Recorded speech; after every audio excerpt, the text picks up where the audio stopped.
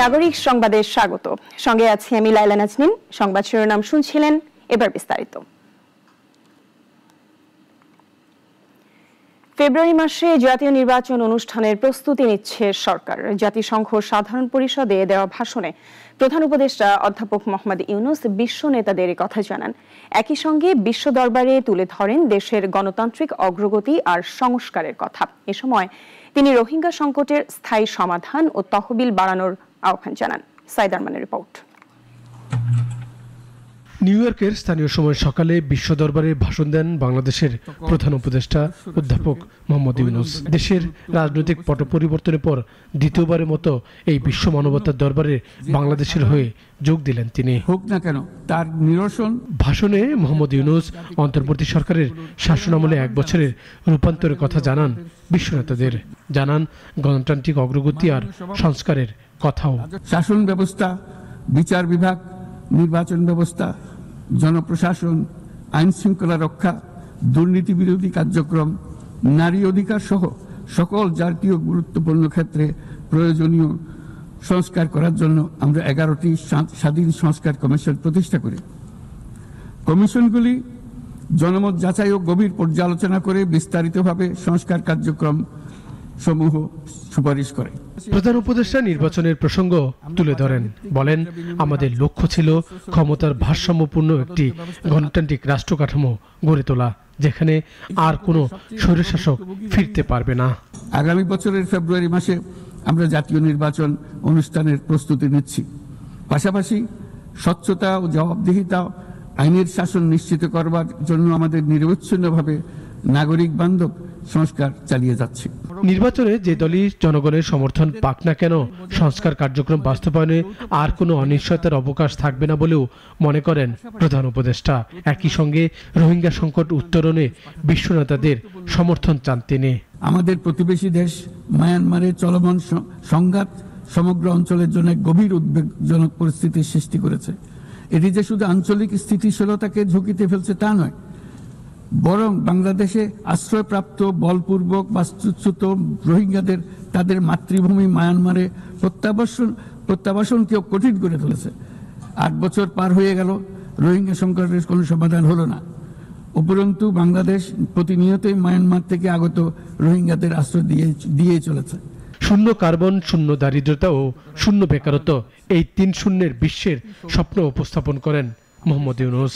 3 শূন্যের পৃথিবী গড়া জাতিপুঞ্জের সকলের স্বপ্ন হোক। সাইদ আরমান, নাগরিক, ঢাকা। জাতিসংঘ অধিবেশনের ফাঁকে ডক্টর মোহাম্মদ ইউনূস পেলেন বিশ্ব নেতাদের অভূতপূর্ব সমর্থন। 11 দেশের সাবেক প্রেসিডেন্ট, প্রধানমন্ত্রী সহ প্রভাবশালী সংগঠনের প্রতিনিধিরা একসাথে সাক্ষাৎ করে বাংলাদেশের অন্তর্বর্তী সরকারের প্রতি আস্থা জানালেন। পুনর্গঠন ও অর্থনৈতিক পুনরুদ্ধারে সহযোগিতার আশ্বাসও দেন তারা। আরো জানাচ্ছেন ইশরাত জাহান। জাতিসংঘ সাধারণ পরিষদের অধিবেশনের সাইডলাইনে নিউ ইয়র্কে প্রধান উপদেষ্টা অধ্যাপক ডক্টর মোহাম্মদ ইউনূসের হোটেল স্যুটে এক নজিরবিহীন বৈঠক হলো। বিশ্বের 11টি দেশের সাবেক প্রেসিডেন্ট ও প্রধানমন্ত্রী সহ প্রভাবশালী নেতারা একসাথে তার সঙ্গে সাক্ষাৎ করেন। প্রতিনিধি দলের নেতৃত্ব দেন লাটভিয়ার সাবেক প্রেসিডেন্ট ভাইরা ভিকে ফ্রিবার্গা। সঙ্গে ছিলেন স্লোভেনিয়ার সাবেক প্রেসিডেন্ট বরুত পাহর, সার্বিয়ার বরিস তাদিচ, ইউরোপীয় কাউন্সিলের সাবেক প্রেসিডেন্ট চার্লস মিশেল, গ্রিসের সাবেক প্রধানমন্ত্রী জর্জ পাপান্দ্রেউ সহ একঝাঁক বিশ্ব নেতা। এছাড়া কমনওয়েলথের সাবেক মহাসচিব, জাতিসংঘ সাধারণ পরিষদের সাবেক সভাপতি, বিশ্ব ব্যাংকের সাবেক সহসভাপতি, রবার্ট এফ কেনেডি হিউম্যান রাইটসের প্রেসিডেন্ট কেরি কেনেডি এবং Georgetown institute for women, peace and সিকিউরিটির প্রতিনিধিরাও ছিলেন বৈঠকে। জাতিসংঘ সনদের 8 দশক সাবেক নেতারা ডক্টর ইউনূসের দারিদ্র্য দূরীকরণ ও সামাজিক ন্যায় বিচারের আজীবন অবদানের প্রশংসা করেন এবং বাংলাদেশের জনগণকে পূর্ণ সমর্থন জানান। ভবিষ্যতের রূপরেখা তৈরি। ডক্টর ইউনূস আবেগাপ্লুত হয়ে বলেন, এই সমর্থন অপ্রত্যাশিত। তিনি গত 15 বছরের অপশাসনকে রিক্টার স্কেলে 9 মাত্রার ভূমিকম্পের সঙ্গে তুলনা করে বলেন, জনগণ রাতারাতি পরিবর্তন চায়, অথচ সীমিত সম্পদ দিয়ে তা কঠিন। এদিকে ডক্টর ইউনূস যুক্তরাষ্ট্রের প্রেসিডেন্ট ডোনাল্ড ট্রাম্প আয়োজিত সংবর্ধনা অনুষ্ঠানেও যোগ দেন। সেখানে তিনি ট্রাম্পকে সুবিধাজনক সময়ে বাংলাদেশ সফরের আমন্ত্রণ জানান। ইশরাত জাহান, নাগরিক। 2026 সালের ফেব্রুয়ারিতে জাতীয় নির্বাচন নিয়ে কোনো সংশয় নেই বিএনপির মহাসচিব মির্জা ফখরুল ইসলাম আলমগীরের।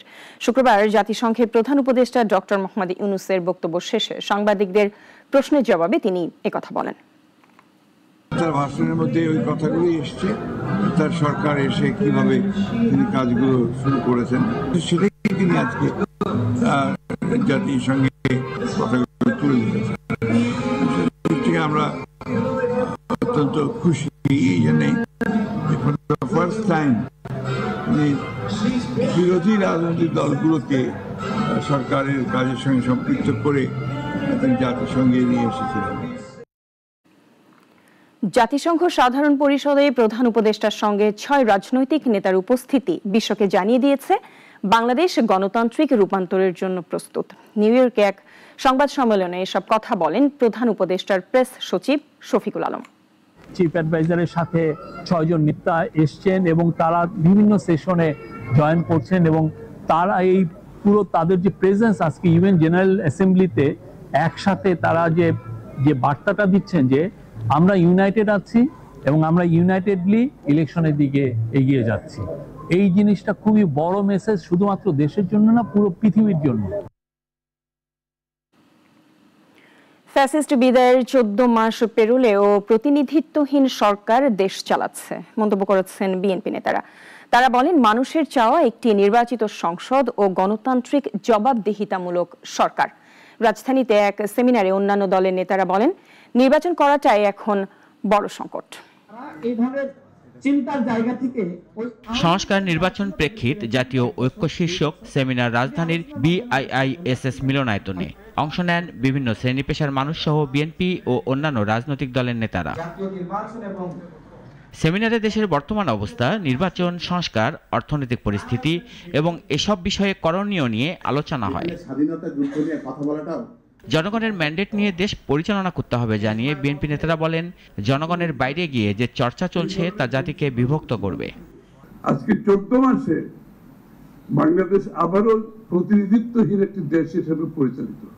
ফার্স্ট থিং বাংলাদেশের মানুষের প্রত্যাশা হচ্ছে তারা একটি গণতান্ত্রিক ভাবে নির্বাচিত সরকার দেখতে চায়, যেই সরকার তাদের কাছে দায়বদ্ধ থাকবে, জবাবদিহি থাকবে। মানুষ এখনো জানতে চায় ভোট হবে কিনা, কিন্তু এখনো কেন এমন প্রশ্ন রয়েছে তা নিয়ে উদ্বেগ জানান রাজনৈতিক দলগুলোর নেতারা। তারা বলেন সরকার প্রধান বলছেন খুব ভালো নির্বাচন হবে, তবে তার কোনো দৃশ্যমান নেই। ভোটের কতদিন আছে যেভাবে বলা হয়েছে তাতে 4.5 মাস, এখনো মানুষ আমাকে প্রশ্ন করে ভাই ভোট হবে তো?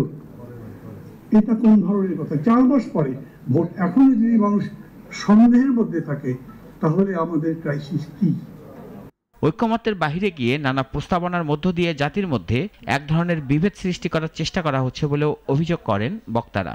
রাজনৈতিক মাইলেজ, রাজনৈতিকভাবে আমি জনগণকে আমার রাশিদুল কাদির, নাগরিক, ঢাকা। আসন্ন নির্বাচনকে কেন্দ্র করে রাজনৈতিক উত্তাপ যেন বেড়েই চলেছে। পিআর নিয়ে ইসির মুখোমুখি এনসিপি, শাপলা প্রতীক না পাওয়ায় এনসিপি নেতাদের হুঁশিয়ারি নির্বাচন প্রতিহত করার। বিশেষজ্ঞরা বলছেন এমন মন্তব্য কর্তৃত্বমূলক আচরণের শামিল, এতে হারাতে পারে জনগণের আস্থা। নির্বাচনকে ঘিরে ক্রমেই উত্তেজনা বাড়ছে। এনসিপি, নাগরিক ঐক্য আর নির্বাচন কমিশন যেন সাংঘর্ষিক অবস্থানে। এনসিপির নেতারা বলছেন শাপলা প্রতীক ছাড়া কোনোভাবেই তারা নির্বাচনে অংশগ্রহণ করতে রাজি নন। হুঁশিয়ারি দিয়েছেন নির্বাচন প্রতিহতের। রাজনৈতিক মহলে এ নিয়ে সমালোচনার ঝড় উঠেছে। এ নিয়ে নির্বাচন কমিশন জানিয়েছে কাউকেই এই প্রতীক দেওয়া হয়নি, চাওয়া হয়েছে বিকল্প প্রস্তাব। তবে কমিশন এই সিদ্ধান্তের কারণ প্রকাশ না করলেও বলছেন এটা তাদের সাংবিধানিক এখতিয়ারের অন্তর্ভুক্ত। এনসিপি শাপলা প্রতীক পাচ্ছে না, কারণ হচ্ছে যে আমাদের 115টার যে শিডিউলটা করা হয়েছে সেখানে শাপলা প্রতীক নেই। এছাড়াও বলেছেন কমিশনের দৃষ্টি জনপ্রিয়তা নয়, বরং ন্যায্য আর স্বচ্ছ নির্বাচন নিশ্চিত করাই। নির্বাচন বিশেষজ্ঞ যারা আছেন তাদের সাথে করব, আপনাদের সাথেও করব। ধন্যবাদ আপনাদেরকে। ইসি এনসিপি দ্বন্দ্ব নিয়ে সাধারণ জনগণ বলছেন প্রতীকের ওপর দলীয় জনপ্রিয়তা নির্ভর করে না। অনেকে এই দাবিকে অযৌক্তিকও মনে করছেন। বাচ্চাদের মতন করতেছেন যে আমাকে এটা দিতেই হবে, প্রতীক দাও নাহলে নির্বাচন হবে না, আমাদেরকে এটা দাও নাহলে নির্বাচন হবে না। গণতান্ত্রিক দেশের প্রতীক আপনাকে কখনো দলে জয় করবে না, আপনাকে জয় করতে হলে মানুষের জয় করতে হবে। বিগত আওয়ামী লীগ সরকার যদি যেভাবে হস্তক্ষেপ করেছে, এনসিপিও যদি সেই অনুযায়ী সেই পথ অনুসরণ করে যে আমাদের এটা দিতে হবে আমাদের, তাহলে হাসিনা আর এনসিপি বা বর্তমান গণতন্ত্রের কোনো পার্থক্য দেখি না। অযুক্তি, কারণ এটা জাতীয় শাপলা, এটা কিন্তু একটা বিশাল ব্যাপার, এটা কখনো মার্কা নিয়ে দিতে পারে না। এদিকে বিশেষজ্ঞরা মনে করেন রাজনৈতিক নেতাদের এমন হুঁশিয়ারি কর্তৃত্বমূলক আচরণের পরিচায়ক, ক্ষুণ্ণ করতে পারে জনগণের আস্থা। এই নির্বাচন কমিশনের সঙ্গে যে তাদের দ্বন্দ্বটা, এইটার মূলত আছে তাদের আধিপত্য বিস্তারে বা কর্তৃত্ব পরায়ণতার রাজনীতি, যে তাদের কথা শুনছে না, তাদের কথা গ্রহণযোগ্য হচ্ছে না। বিষয়টি এইরকম একটা দম্ভমূলক একটা আচরণ আমরা পরিলক্ষিত করছি।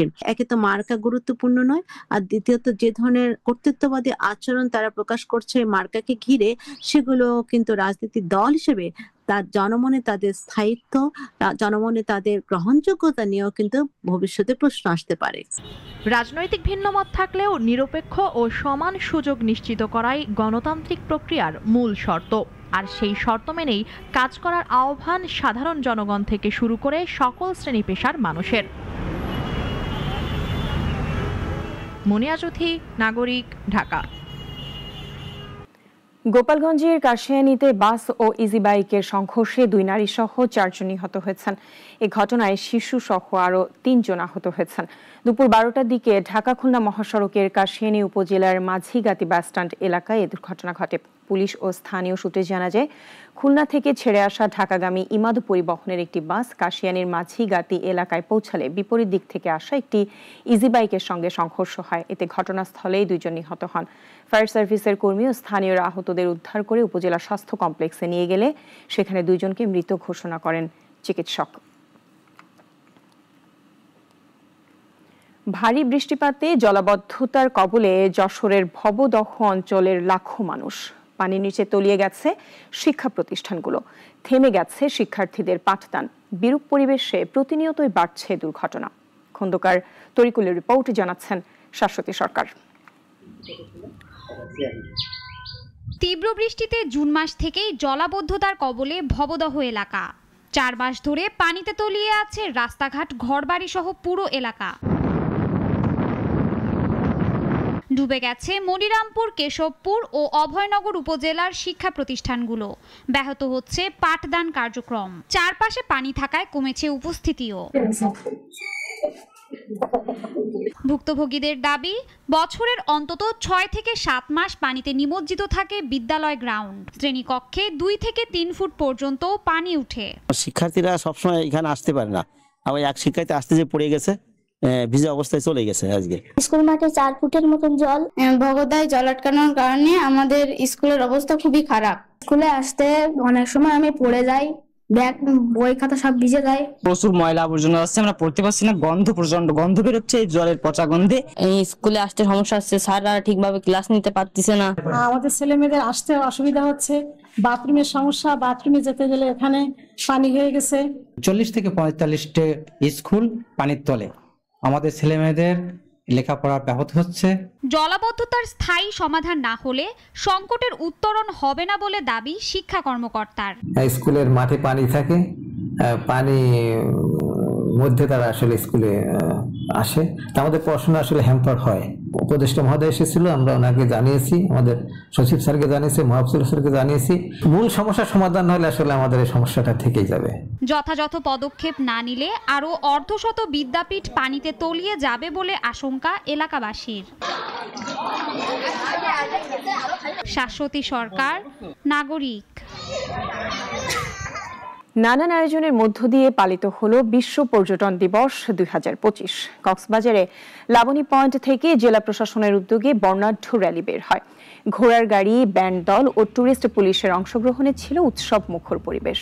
হবিগঞ্জে কালেক্টরেট চত্বর থেকে র্যালি হয়ে শেষ পর্যন্ত আলোচনা সভায় বক্তারা বলেন, পর্যটন অর্থনীতি ও সাংস্কৃতিক ঐতিহ্য রক্ষায় গুরুত্বপূর্ণ ভূমিকা রাখে। মোংলায় হোটেল পশুর আয়োজিত র্যালি ও নৌ শোভাযাত্রায় সুন্দরবন ভ্রমণে নিরাপত্তা নিশ্চিতের আহ্বান জানানো হয়। ঝিনাইদহেও র্যালি ও আলোচনা সভার মধ্য দিয়ে দিবসটি পালিত হয়। এবারে প্রতিপাদ্য ছিল টেকসই উন্নয়নের পর্যটন।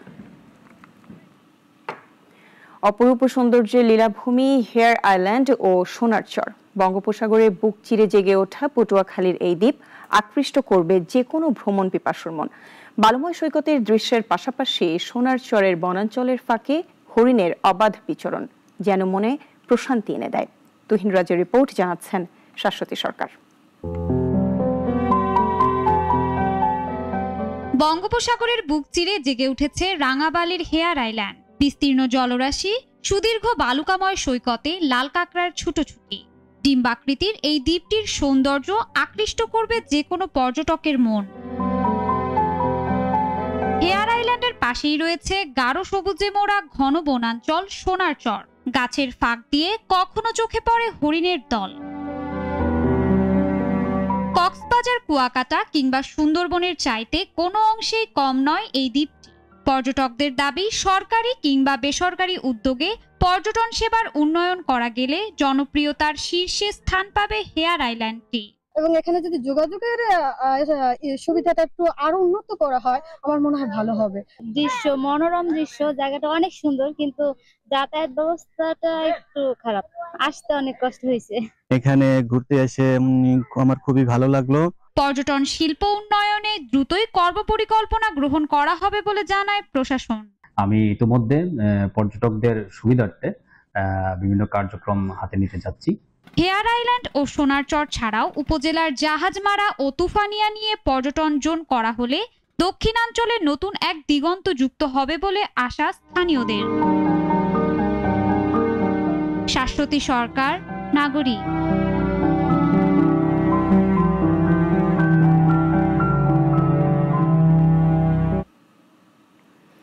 এখন এ পর্যন্তই। নাগরিকের খবর ও অন্যান্য আয়োজন দেখতে চোখ রাখুন আমাদের ওয়েবসাইট, ইউটিউব ও ফেসবুকে। সবাইকে ধন্যবাদ সাথে থাকার জন্য।